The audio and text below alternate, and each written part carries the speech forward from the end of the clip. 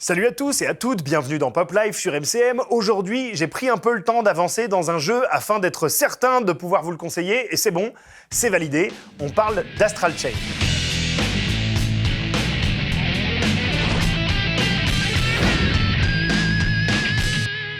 Vous avez probablement déjà lu ou entendu cette phrase toute faite qui vous assure qu'en jouant à tel ou tel gros jeu, vous aurez l'impression de vous retrouver plongé dans un blockbuster de cinéma. Parfois c'est vrai, parfois c'est du pipeau, mais de mémoire de gamer, je crois que cette qualification de blockbuster a rarement été aussi appropriée que pour Astral Chain sur Switch.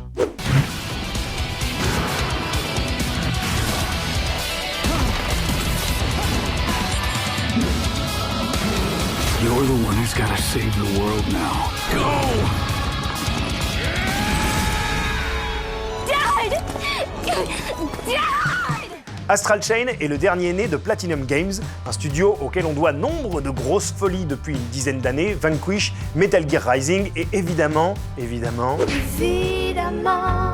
Bayonetta, la légende.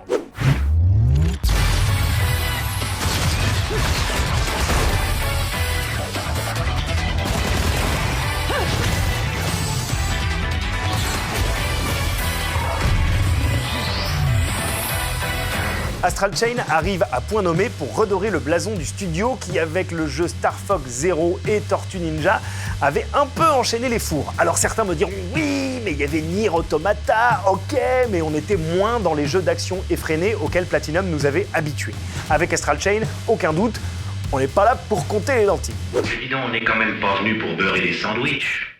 Oh que non, mon bon ami, Astral Chain est un bon gros blockbuster comme on aimait les voir au cinéma dans les années 80. Un peu concon, très stylisé, puissant. Dès les premières minutes, vous avez l'impression d'être le héros ou l'héroïne d'un film ultime réalisé conjointement par Ridley Scott et Michael Bay. Voilà. C'est speed, c'est beau, ça pète dans tous les sens, ça vous plonge au cœur de l'action avec une efficacité redoutable. No way.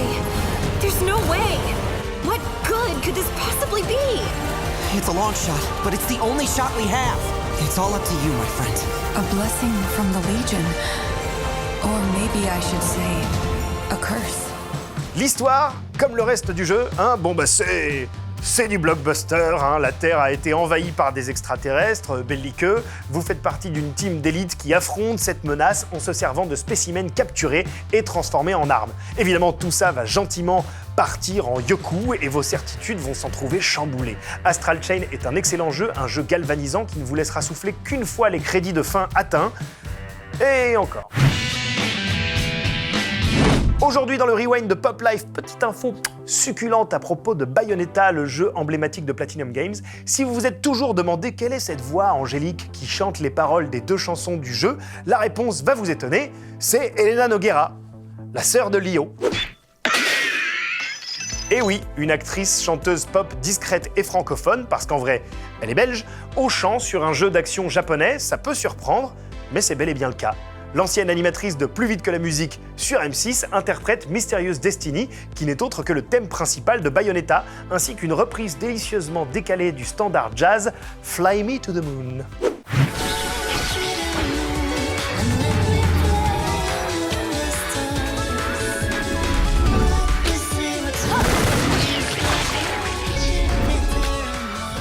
On se dit que les producteurs japonais du jeu ont vu dans cette collaboration l'ajout d'une touche un petit peu chic et sexy à l'image du jeu, d'autant que Sega a fugacement envisagé de faire d'Elena l'incarnation IRL du personnage. Ce miracle pop ne s'étant jamais réalisé, je vais donc maintenant vous laisser et aller pleurer dans un coin du plateau.